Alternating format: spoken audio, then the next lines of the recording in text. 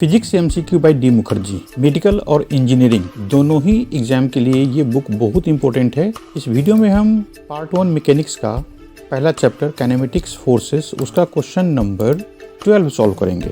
ये क्वेश्चन है, a particle is moving at 60 metre per second at its highest point where it breaks into two equal parts due to an internal explosion. One part moves vertically up at 60 metre per second with respect to the ground, the other part will move at। तो question का meaning ये है कि एक projectile है और वो अपनी हाईएस्ट पॉइंट पर, क्वेश्चन का मीनिंग ये है कि एक प्रोजेक्टाइल है और उसका वेलोसिटी 60 मीटर पर सेकेंड है। कहाँ पे? हाईएस्ट पॉइंट पे। और हाईएस्ट पॉइंट पे ही वो ब्रेक हो जाता है टू इक्वल पार्ट्स में। उसके बाद ब्रेक होने के बाद एक पार्ट वर्टिकली अप मतलब ऊपर की तरफ जाता है 50 मीटर पर सेकेंड से, और दूसरा पार्ट का वेलोसिटी कितना होगा वो हमें पता करना है। ऑप्शंस दे रखा है 110 metre per second, 120 metre per second, 130 metre per second and 10√61 metre per second. Projectile में जो हमने पढ़ रखा है उसको एक बार रिकॉल करते हैं। ये एक्स एक्सिस और वाई एक्सिस, हम किसी ऑब्जेक्ट को u वेलोसिटी से ऊपर की तरफ थ्रो करते हैं और वो एंगल बनाता है x एक्सिस के साथ थीटा। ये जो वेलोसिटी है u, उसको हम दो पार्ट में रिजॉल्व कर देते हैं। एक x एक्सिस की तरफ, उसको x कंपोनेंट बोलते हैं, वो होता है u cos थीटा, और y एक्सिस की तरफ जो पार्ट होता है, जो कंपोनेंट होता है, उसको बोलते हैं हम u sin थीटा। इस तरह से इनिशियल वेलोसिटी को हमने दो पार्ट में डिवाइड कर रखा है, u cos थीटा और u sin theta. u cos theta क्योंकि हॉरिजॉन्टल डायरेक्शन का वेलोसिटी है, उसमें एक्सेलरेशन नहीं होता, इसलिए ये हमेशा ही सेम रहेगा। और u sin थीटा ऊपर की तरफ है और एक्सेलरेशन ड्यू टू ग्रेविटी नीचे की तरफ है, इसलिए ये कम होता जाएगा और मैक्सिमम हाइट पर जो हाईएस्ट पॉइंट है वहाँ पे वर्टिकल वेलोसिटी 0 हो जाता है। और ये सब मिला करके जो प्रोजेक्टाइल का पाथ है वो इस तरह से पैराबोलिक हो जाता है। तो इतनी सारी चीज़ें हमें पता है।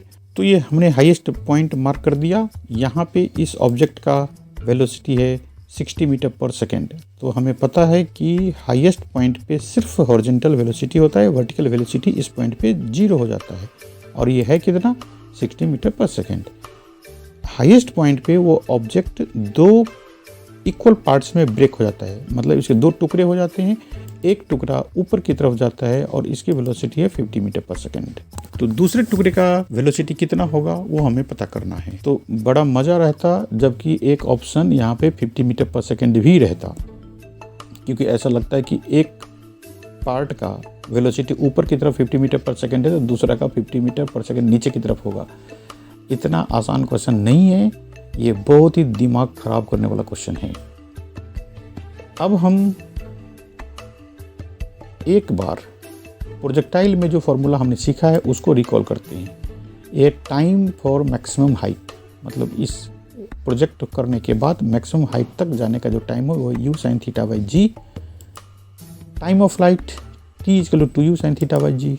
मैक्सिमम हाइट का फार्मूला होता है u² sin² theta by 2g, और हॉरिजॉन्टल रेंज का फार्मूला होता है u² sin 2 theta by g. इन फार्मूला का यहाँ पे कोई यूज नहीं है, इनसे ये क्वेश्चन सॉल्व नहीं होने वाला।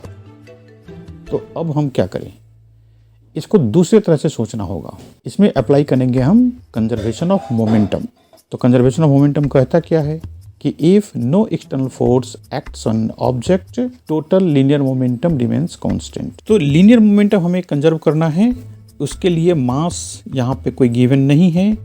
तो अब हम इसका मास इनिशियल में m मान लेते हैं, मतलब शुरू का मास m है। जब इसके ब्रेकअप हो गया, जब ये टूट गया तो दो इक्वल पार्ट्स में गया, इसका मतलब ऊपर वाले का मास कितना है? m/2। अब जो दूसरा पीस रह गया उसका मास कितना होगा? m/2। और हमें ये याद रखना है कि मोमेंटम इक्वल करना है। मोमेंटम का मतलब इस चैप्टर में लीनियर मोमेंटम की बात कर रहे हैं, जिसका फॉर्मूला होता है मास इनटू वेलोसिटी। तो इसका ऊपर की तरफ का वेलोसिटी है 50 मीटर पर सेकेंड और मास है m/2, तो मोमेंटम यही हो गया m/2 × 50। तो नीचे की तरफ की वेलोसिटी कितनी होगी? 50 मीटर पर सेकेंड और मास कितना होगा m/2। तो इस तरह से हमने y एक्सिस वाला लीनियर मोमेंटम को इक्वल कर दिया, लेकिन इसके पास x डायरेक्शन में भी तो वेलोसिटी था, वो कहाँ गया। तो अब हमें y एक्सिस वाला मोमेंटम हम फाइंड कर लेते हैं। तो कितना होगा, मास वही m/2 और वेलोसिटी हो गया 50। अब x एक्सिस वाला मोमेंटम कितना होगा, तो देखो x एक्सिस में मोमेंटम में कोई चेंज नहीं आया है।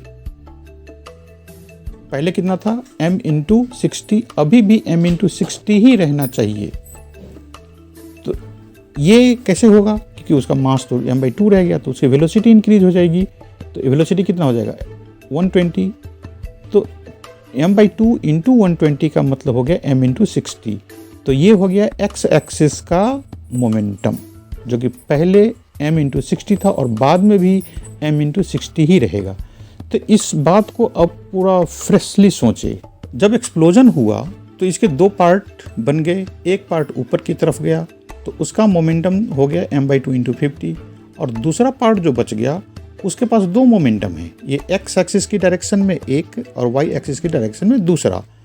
तो x एक्सिस वाला कितना, तो ये हो गया m/2 इंटू 120। इसमें 120 कहाँ से आया, ये है टर्निंग पॉइंट इस क्वेश्चन का। 120 इसलिए आया कि हॉरिजॉन्टल डायरेक्शन में या x एक्सिस में जो मोमेंटम था m/60 वो बाद में भी उतना ही रहेगा। वो कंजर्व होने के लिए, मतलब x एक्सिस वाला मोमेंटम कंजर्व होने के लिए हमने ये 120 लगाया। यदि 120 नहीं लगाएंगे तो x एक्सिस वाला मोमेंटम कंजर्व नहीं होगा। मतलब इसको x एक्सिस और y एक्सिस दोनों ही मोमेंटम कंजर्व रहना चाहिए। तो y एक्सिस वाला तो शुरू में था ही नहीं, क्योंकि हाईएस्ट पॉइंट पर ये एक्सप्लोजन हुआ है। तो y एक्सिस वाला जीरो, तो वो जीरो कैसे होगा, जितना मोमेंटम ऊपर की तरफ है उतना ही मोमेंटम नीचे की तरफ आ जाए तो ये जीरो हो जाएगा। और लेकिन x एक्सिस वाला मोमेंटम तो सेम रहना होगा, इसलिए ये बात करना पड़ा।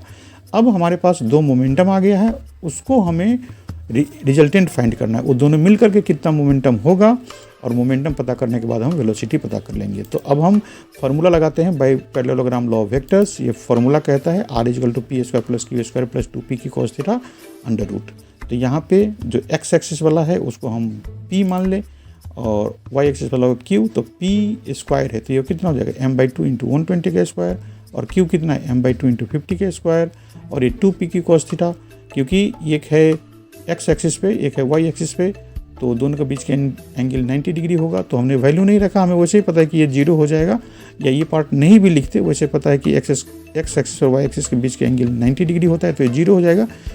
तो यहाँ पे वैल्यू लिखने की ज़रूरत नहीं है। अब इसको सॉल्व करें तो ये रिजल्टेंट भी मोमेंटम है, तो m/2 इंटू v, ये m/2 कहाँ से आ गया, क्योंकि जो बचा हुआ पार्ट है एक पार्ट तो ऊपर चला गया, और जो दूसरा पार्ट रहेगा जिसकी वेलोसिटी हम फाइंड कर रहे हैं उसका मास कितना है m/2, और वेलोसिटी कितना है वो तो क्वेश्चन ही है, इसलिए हमने इसको v रखा। अब ये यहाँ पे ये बात, तो m/2 को अलग करके स्क्वायर लगा दिया, 120 में स्क्वायर लगा दिया, उसी तरह से m/2 को अलग करके स्क्वायर लगा दिया, 50 का स्क्वायर कर दिया, और ये पार्ट जीरो हो गया। cos 90 जीरो होने के कारण से पूरा ही मल्टीप्लिकेशन में जो भी टर्म्स है सारे जीरो हो जाएंगे। अब यहाँ से हम m/2 को स्क्वायर का कॉमन ले लेते हैं, और 120 का स्क्वायर प्लस 50 का स्क्वायर हो गया। ये जब बाहर निकलेगा रूट से तो स्क्वायर हट जाएगा, और 120 का स्क्वायर हो गया 144 और 2 जीरो, मतलब 12 का स्क्वायर 144 और 2 जीरो लगा दिया, 5 का स्क्वायर 25 2 जीरो लगा दिया। अब इसको हम ऐड कर दें तो ये 144 2 जीरो, फिर 25 2 जीरो, तो 2 जीरो तो लास्ट में रहेगा ही। 4 और 5 9 हो गया, 4 और 2 6 हो गया, और 1, इसका मतलब ये गया 16900। अब ये 169 को अलग और 100 को अलग कर देते ताकि ये दोनों को ही स्क्वायर बना दे। तो 169 का स्क्वायर रूट कितना होगा 13, और 100 का 10, तो 13 इंटू 10 130 हो गया। तो इस तरह से 130 मीटर पर सेकेंड उस सेकेंड पार्ट का वेलोसिटी आया। यहाँ पे आंसर देखें कौन सा है, ये सी ऑप्शन है, तो ऑप्शन सी करेक्ट हो गया, और सी में टिक कर दें। देखो क्वेश्चन तो सॉल्व हो गया, लेकिन जैसे कि हमने शुरू में बहुत सारे फार्मूला दिखाया था प्रोजेक्टाइल का, वो फार्मूला यहाँ पे एक भी काम नहीं आया। और यही खासियत है फिजिक्स वाले क्वेश्चंस की, आपको बिल्कुल ही हर एक सिचुएशन के लिए तैयार रहना चाहिए। कभी भी किसी दो पार्ट को, दो कॉन्सेप्ट को ये ज्वाइन कर देगा। और इसलिए ये देव मुखर्जी का जो बुक है ये IIT के लिए और मेडिकल मतलब एम्स जैसे इंट्रेंस एग्ज़ाम के लिए ये बहुत इम्पोर्टेंट है। इस सारे क्वेश्चंस को आप बड़े ध्यान से सॉल्व करो।